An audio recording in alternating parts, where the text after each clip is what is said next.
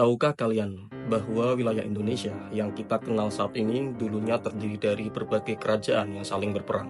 Tidak ada konsep Indonesia seperti sekarang. Sebaliknya, yang ada adalah kerajaan-kerajaan besar seperti Mataram, Majapahit, Sriwijaya, dan banyak lainnya yang bersaing demi hegemoni di Nusantara.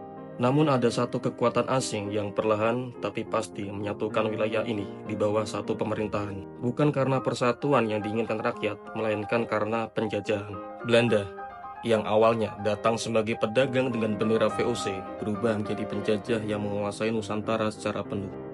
Mereka menerapkan sebuah kebijakan yang disebut Pax Nederlandica, sebuah strategi kolonial yang menggabungkan kekuatan militer dan diplomasi untuk menyatukan Nusantara di bawah kendali mereka. Bagaimana Belanda bisa menguasai hampir seluruh Nusantara? Apa dampaknya bagi sejarah Indonesia? Awalnya Belanda tidak berniat menaklukkan seluruh Nusantara, karena hanya ingin berdagang dan menguasai jalur rempah-rempah. VOC yang beroperasi sejak abad ke-17 menggunakan strategi monopoli perdagangan untuk mendapatkan keuntungan sebesar-besarnya.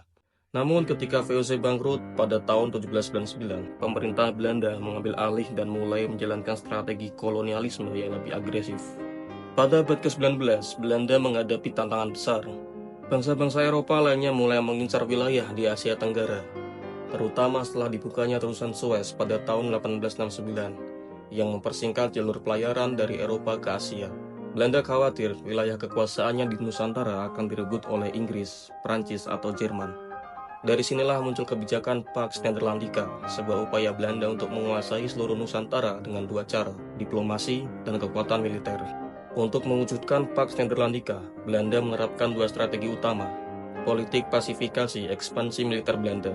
Politik pasifikasi adalah strategi penaklukan wilayah-wilayah yang belum dikuasai Belanda dengan kekuatan militer.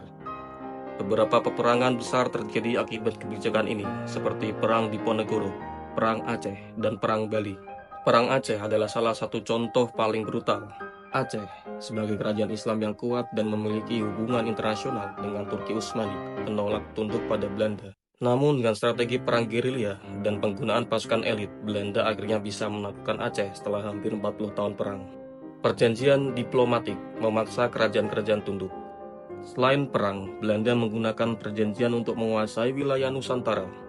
Mereka menandatangani berbagai perjanjian dengan kerajaan-kerajaan lokal seperti Traktat London 1824 yang membagi pengaruh Belanda dan Inggris di Asia Tenggara, Traktat Sumatera yang membuka jalan bagi Belanda untuk menaklukkan Aceh, Lengveklaring atau perjanjian panjang, dan Korteveklaring atau perjanjian pendek yang menjadikan kerajaan-kerajaan lokal hanya sebagai boneka di bawah kendali Belanda. Dengan cara ini kerajaan-kerajaan Nusantara perlahan kehilangan kedaulatan mereka.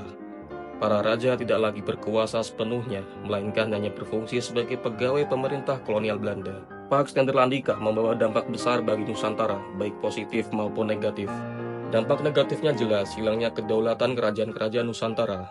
Struktur sosial berubah, para bangsawan pribumi kehilangan pengaruh, sementara birokrasi kolonial semakin kuat. Kemudian kekerasan dan peperangan menyebabkan banyak korban jiwa, terutama dalam perang seperti Perang Aceh dan Perang Diponegoro. Namun ada juga dampak yang secara tidak langsung mengubah Nusantara ke arah yang lebih modern. Penyatuan seluruh wilayah Nusantara dalam satu pemerintahan tunggal Hindia Belanda yang menyatukan berbagai macam suku bangsa dan wilayah dalam satu pemerintahan tunggal. Kemudian pembangunan infrastruktur. Belanda membangun jalan raya dan jalur kereta api untuk mempercepat mobilisasi pasukan mereka. Seperti jalur kereta di Aceh yang digunakan untuk mengangkut perlengkapan militer.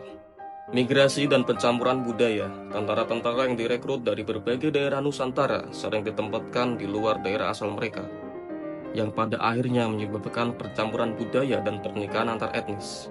Administrasi modern. Sistem birokrasi yang diterapkan Belanda menjadi dasar bagi sistem pemerintahan Indonesia setelah merdeka. Namun, meskipun ada dampak modernisasi, jangan lupa bahwa semua ini terjadi dalam konteks kolonialisme. Pax Nederlandica bukanlah persatuan dalam arti positif, melainkan hasil dari dominasi, penindasan, dan eksploitasi. Jadi bisa kita lihat bahwa konsep Indonesia sebagai salah satu kesatuan wilayah sebenarnya berawal dari penjajahan. Sebelum Pax Nederlandica, Nusantara adalah kumpulan kerajaan-kerajaan yang berdiri sendiri. Belanda dengan kebijakan pasifikasi dan perjanjiannya secara paksa menyatukan wilayah ini dalam satu pemerintahan kolonial. Tapi pertanyaannya sekarang, apakah tanpa kolonialisme Belanda, Indonesia tetap akan bersatu? Apakah mungkin kerajaan-kerajaan Nusantara akan membentuk satu negara tanpa intervensi asing? Tulis pendapat kalian di kolom komentar.